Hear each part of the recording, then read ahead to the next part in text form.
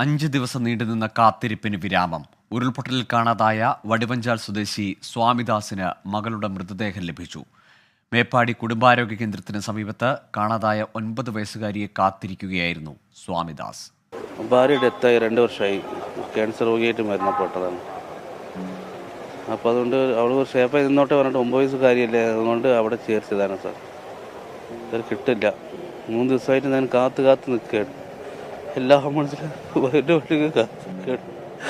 അവിടെ കെട്ടി ഇവിടെ കെട്ടി പാട്ട് മാത്രമേ ഉള്ളൂ. ഇതുവരെ കുട്ടി കിട്ടാനില്ല.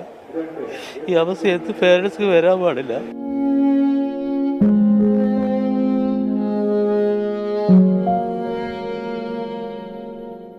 കലങ്ങിയ കണ്ണുമായി ഒന്ന് പൊട്ടിക്കരയാൻ പോലും ആകാതെ സ്വാമിദാസ് നിസ്സഹായനായിരുന്നു.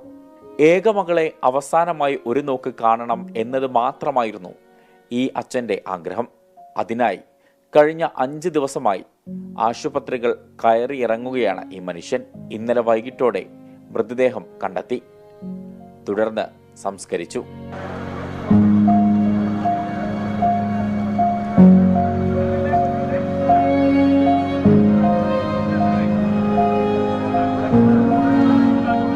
ക്യാൻസർ ബാധിച്ച് 2 വർഷം മുൻപാണ് സ്വാമിദാസിന്റെ ഭാര്യ മരിച്ചത്. ഏകമകളായ ആനന്ദകിയെ പഠിപ്പിച്ച് മിടുക്കിയാക്കണം എന്നതായിരുന്നു സ്വാമിദാസിന്റെ ആഗ്രഹം. അതിനാൽ ഭാര്യ വീടായ ചൂരൽമലയിലെ സ്കൂളിൽ ചേർത്തു. ദുരന്തമുണ്ടായ രാത്രിയിൽ മകളുമായി വീഡിയോ കോളിൽ സംസാരിച്ചിരുന്നു.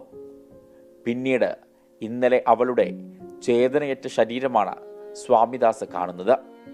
ഷഹദ് റഹ്മാൻ, 24 വയനാട്.